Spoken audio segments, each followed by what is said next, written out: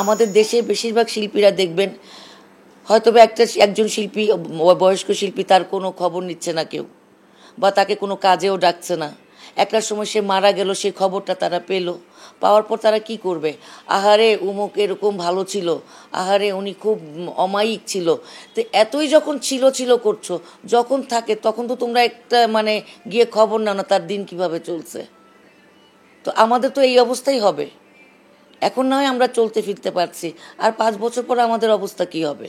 তো আমাদের এই শিল্পের জন্য যে আমরা সারাটা জীবন যৌবন দিয়ে দিলাম, তারপর আমাদের ভবিষ্যৎ কি? আর্টিস্টরা কি এইভাবে মারা যাবে?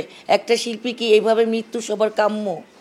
আজকে যদি আমি হতাশ হয়ে ঘরে বসে পাগলামি করি, পাগল হয়ে যাই, ভুগবে আমার ফ্যামিলি, আমার শিল্পী বন্ধু বান্ধব কি ভুগবে?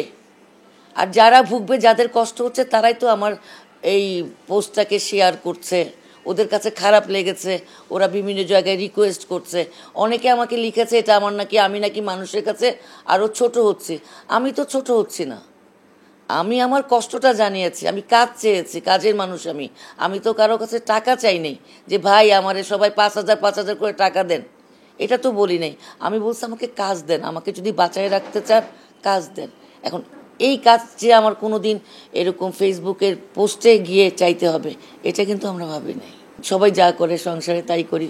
আমি আবার এক্সট্রা কিছু সেলাই করি, কাপড় টাপড় শাড়ি সেলাই করি, হাতের কিছু কাজ করি।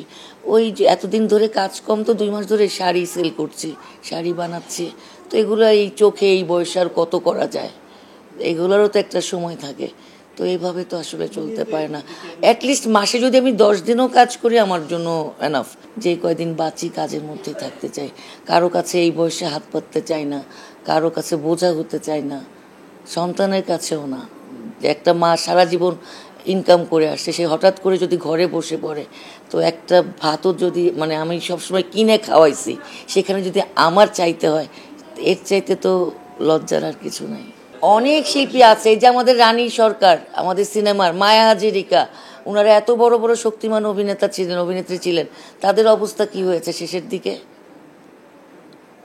তাদের তো কেউ পাশেও দাঁড়ায়নি, তাদের তো আত্মীয় স্বজন তাদের জন্য করে নাই। তো আমার না হয় ভাগ্য ভালো, সবার কি এরকম হবে? আমার এই যে দেখো ফ্যামিলি সাপোর্ট দিচ্ছে, আমার কলিগরা আমাকে শক্তি যোগাচ্ছে যে আমরা আছি, কিছু না পারলে আমরা একটা চায়ের স্টল দিব। আজকে মিঠু আপা দুষ্টামি করে হলেও এই কথাটা বলছে, তারপরেও তো একটা সাহস থাকে না।